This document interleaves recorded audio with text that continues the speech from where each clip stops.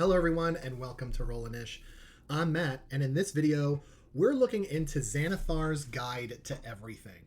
Specifically, the subclass options or the Roguish Archetypes available for you to choose from for the Rogue class. If you haven't done so already, take a look at our class playlist, because there we've broken down what all classes get levels 1 through 20, and then separately broke down what these subclasses get as you get those options available for each class, as they appear in your 2014 Player's Handbook. Xanathar's Guide to Everything is a supplemental book that came out shortly thereafter to add additional supplemental options to your game. So check with your DM to make sure that these are okay to use in your one-shot or campaign. Diving in, the Rogue gets 4 different options for subclasses from Xanathar's Guide to Everything, starting with the Inquisitive. The Inquisitive is going to be almost like a spy feel to it, because it's centered around rooting out secrets and unraveling mysteries. So if you're into the aspect of like infiltration and leaning on your ability to converse, this might be the roguish archetype you want for your rogue. You get some features at 3rd, 9th, 13th, and 17th levels. Starting at 3rd level, when you get the option to choose this subclass, the first feature you get is called an Ear for Deceit. Whenever you make a insight check to determine whether a creature is lying, treat a roll of 7 or lower on your d20 like an 8. And yes, that includes 1s. Natural 20s and natural 1s, or critical successes and critical failures, are mainly for attack rolls and saving throws, not ability checks. So roll that 1, treat it like an 8 when you have an Ear for Deceit. Next, there is the feature called Eye for Detail. When you can use a bonus action to make a perception check to spot hidden creatures or objects, or make an investigation check to uncover or decipher clues. You could do so as a bonus action on your turn without it counting towards your action. You also get a feature called Insightful Fighting.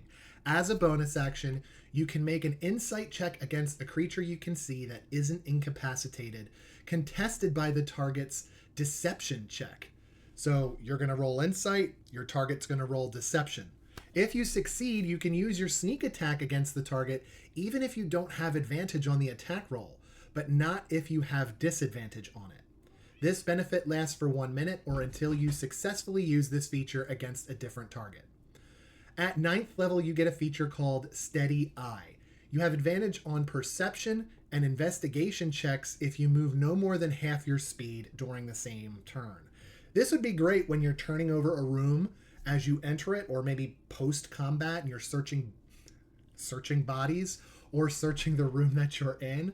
This could be a benefit to you. Or any other situation that you might come across. I think this is a great feature to have. At 13th level, you get a feature called Unerring Eye. As an action, you sense the presence of illusions, shape changers not in their original form, and other magic designed to deceive the senses within 30 feet of you, provided you're not blind or deafened.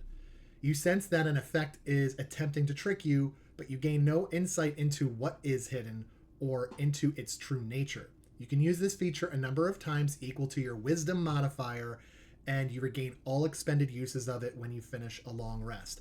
So during your build, if the Inquisitive is something that you want to lean into, then, certainly rank it higher when determining your ability scores at character creation. Most oftentimes, rogues are going to focus on dexterity as their primary ability score.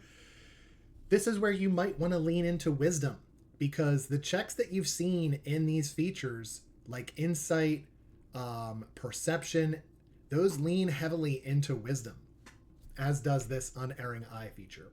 At 17th level, you get an Eye for Weakness.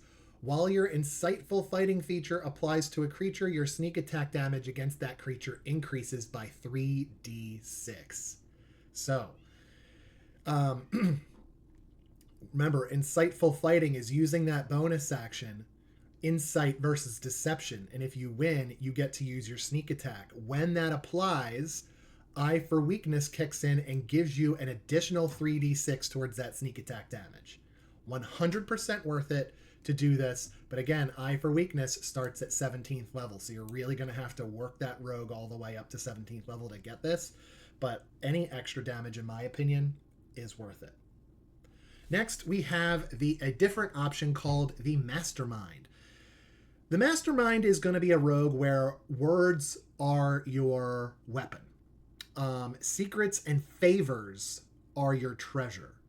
So this might be a good way to, as you go into a town you frequent, like maybe your home base or something, to get local kids or teenagers or young people, literally anyone, to be your little spies. And every time you come into town, you can check in on these people and pay them a little bit of money or coin, or maybe you give them things that they might need in their everyday lives because they're not adventurers, in exchange for this information, because that is what the Mastermind values. You're still a rogue, you're still going to look for traps, you're still going to pick the locks, you're still going to, want the treasure, but you're going to put more value into like information and favors and secrets than you would normally. And that is how the Mastermind class is intended to be played out. You get features at 3rd, 9th, 13th, and 17th level, starting with Master of Intrigue. When you choose this subclass at 3rd level, you gain proficiency with the Disguise Kit, the Forgery Kit, and one gaming set of your choice. You also learn 2 languages. Additionally, you can unerringly mimic the speech patterns and accent of a creature that you hear speak for at least 1 minute, enabling you to pass yourself off as a native speaker of a particular land, provided that you know the language. This is you leaning into your disguise of being from the area. As such, the natives of that area might be more willing to talk to you because you're not viewed as an outsider, and thus can gain those secrets and information. Master of Tactics you also get at 3rd level.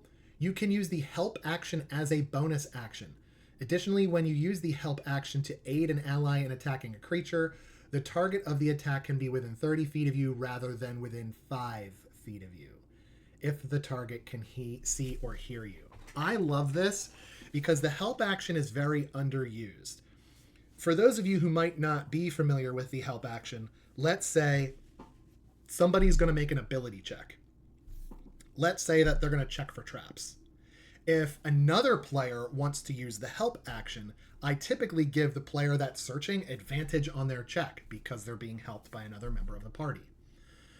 Some DMs play it out as let the person doing the thing roll first, and then if somebody wants to help out, they can. Maybe it's somebody with a similar or higher score bonus in that check. They're like, oh, can I do it? What I don't do is somebody fails, so somebody else at the table gets to do it and just keep going until someone succeeds. That's not what I do as a DM. I will either allow 2 people to search 1 time, or if someone wants to use the help action, the person that's doing the searching gets advantage. I don't know if many DMs do it that way, but that is exactly how I do it. What I do follow is that 5-foot rule. They got to be close together. If they're working on something together, they're going to be side by side. Master of Tactics allows this to happen within 30 feet of you. So you could be like, no, Matt, or no, DM. I have Master of Tactics. I can use the help action as a bonus action within 30 feet of the target. Then I will stand down and let this happen. This is a great feature. Might be my favorite one out of all the subclass options for Rogue that we're about to review today. Master of Tactics, that's a great one. 9th level, you get Insightful Manipulator. If you spend at least 1 minute observing or interacting with another creature outside of combat, you can learn certain information about its capabilities compared to your own. The DM tells you if the creature is your equal, superior, or inferior in regard to 2 of the following characteristics of your choice: intelligence, wisdom, charisma scores, or class level, if any. You get to choose 2. And I, as your DM, will say they're your equal, they're your superior, they're your inferior. So you see a stranger in a tavern, he's acting sus. And you want to use this Insightful Manipulator feature, you might ask me, what is their level? So for creatures, it might be a challenge rating. I would say they're your superior. And you might react a certain way, like, okay, he's a little bit stronger than we are. we might want to be careful about this. Or you're like, give me the intelligence score, and I tell you that it's a 20. They might be a spellcaster if they're that smart. Like that is how an example of how you could use that and what that means to you, right? So I think that would be good, especially like if you have casters, or maybe someone in your party is a sorcerer and their saving throws on some of their spells require a charisma save. Wouldn't you want to know the charisma score of that target? What if their charisma is crap? What if like their charisma is like an 8? You know right off the bat that they have a -1, but your caster's going to make them do charisma saves. I want to know that going in and be like, they suck at charisma. Let's bomb them. Let's do this, right? That's a useful way of using this option. At the DM's option, you might also realize you know a piece of the creature's history or one of its personality traits if it has any. That I like to do. At 13th level, you get a feature called Misdirection. You can sometimes cause another creature to suffer an attack meant for you. When you're targeted by an attack while a creature within 5 feet of you is granting you cover against that attack, you can use a reaction to have the attack target that creature instead of you. So it's kind of like you force them to miss and hit somebody else, perhaps one of their allies, one of your enemy's allies, instead of hitting you. That's pretty cool. Saving you or a member of your party from taking damage and essentially wasting a turn helping you do damage against the creatures you're fighting against. That's pretty cool.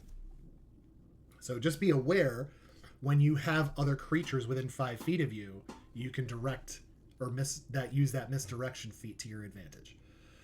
Okay, at 17th level, you get a feature called Soul of Deceit.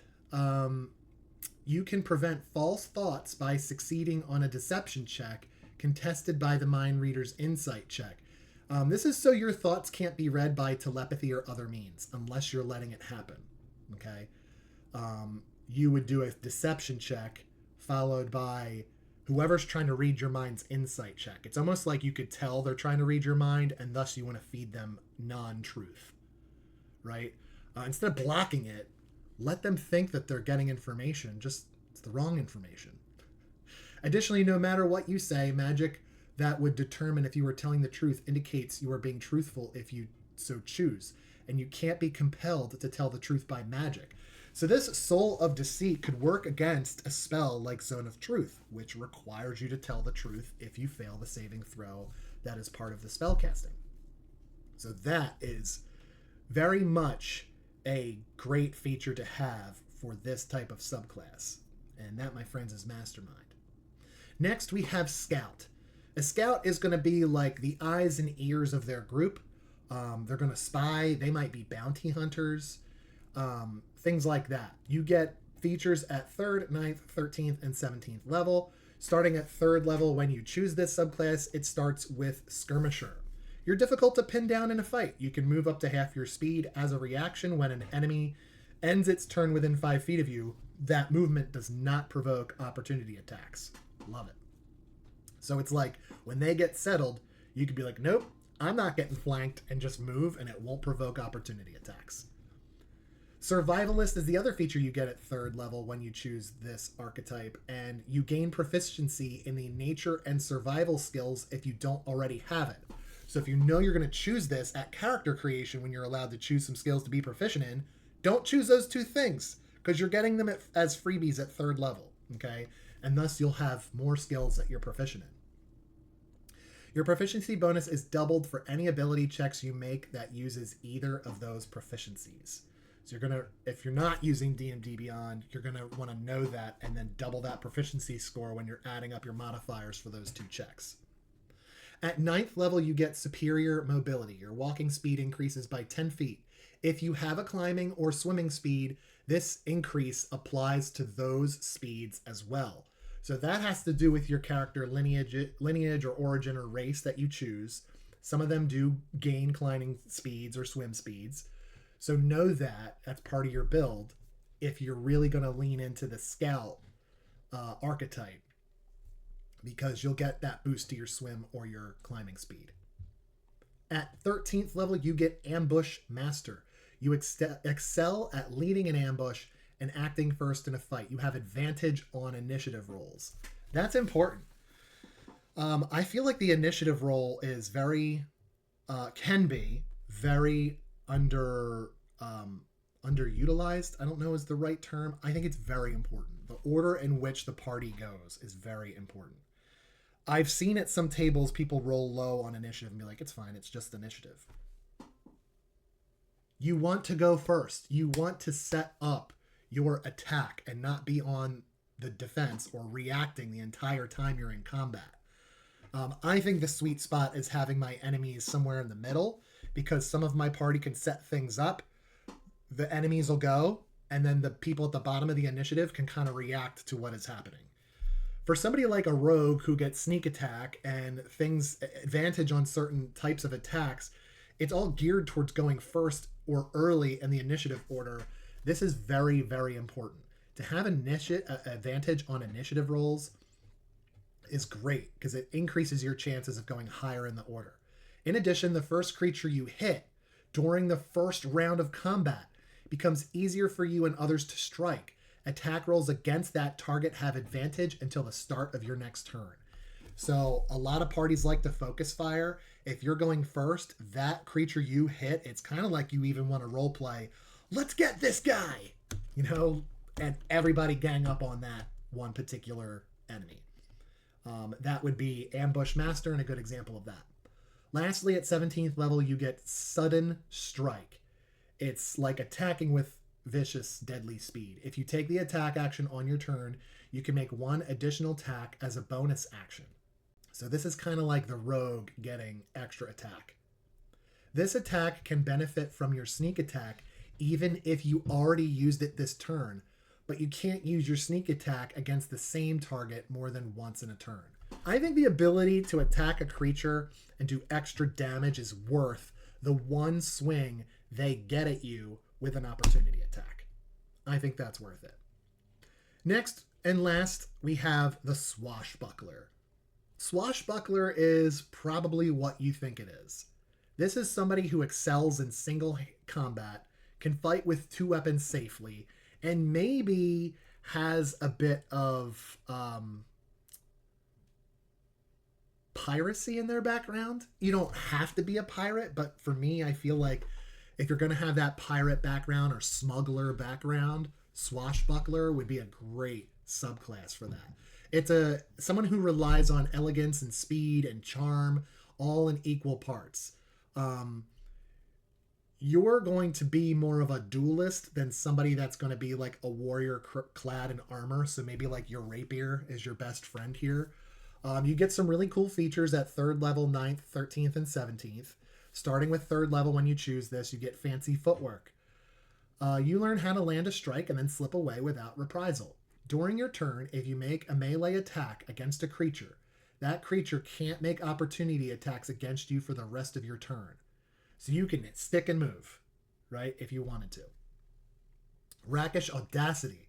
Your confidence propels you into battle. You can give yourself a bonus to your initiative rolls equal to your charisma modifier. So again, this is another time we're seeing it, putting focus in the initiative. You also gain additional way to use your sneak attack. You don't need advantage on the attack roll to use your sneak attack against a creature if you are within 5 feet of it. No other creatures are within 5 feet of you, and you don't have disadvantage on the attack. So like a one-on-one situation. All other rules for sneak attack still apply. So it's really like you singling someone out. That's why going first in the initiative order is important here, because you can run at any enemy you want, and it's essentially 1v1 that first round, and this would come into play. Panache. At 9th level, as an action, you make a persuasion check contested by a creature's insight check. That creature must be able to hear you, and the two of you must share a language.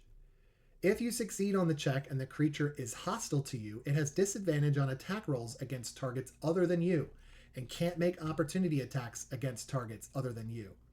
This effect lasts for 1 minute until one of your companions attacks the target, or affects it with a spell, or until you and the target are more than 60 feet apart. If you succeed on the check and the creature isn't hostile to you, it's charmed for 1 minute. While charmed, it regards you as a friendly acquaintance. This effect ends immediately if you or your companions do anything harmful to it.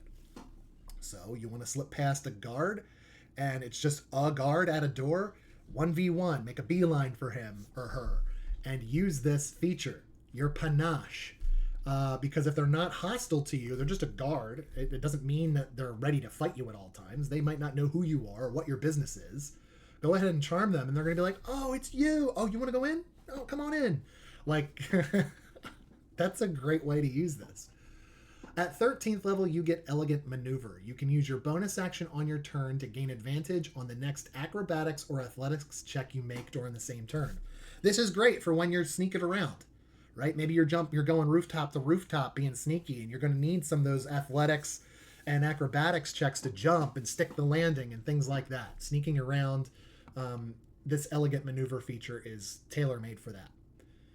Master Duelist. Beginning at 17th level, your mastery of the blade lets you turn failure into a success in combat. If you miss an attack roll, you can roll it again with advantage. Once you do so, you can't use this feature until you finish a long or short rest. Just for missing, I get advantage. I can only do it once, I get that. But at 17th level, when you're fighting high-level creatures, high-level monsters, sometimes they have legendary actions and layer actions and things like that. Every swing, every hit, every damage that you can deal will matter. So in those fights, when you roll a miss, it is so detrimental and heartbreaking. The fact that you can go, you know what though? I'm just going to re-roll this with advantage. It's almost like, I don't want to say guarantee, because I've seen this happen and I've seen it not work. But man, to take that moment and get advantage and turn that into a hit, maybe even a critical hit, provides some of the best memories at the table and why a lot of us play this game. So Swashbuckler Rogue, it's one of my favorite subclasses for the Rogue. Enjoy it if you're going to build it. The other ones are just as fun. The Inquisitive, the Mastermind, the Scout. Have fun building that Rogue. We're going to do Sorcerer next, but until then, keep rolling those dice, and we'll see you at the table.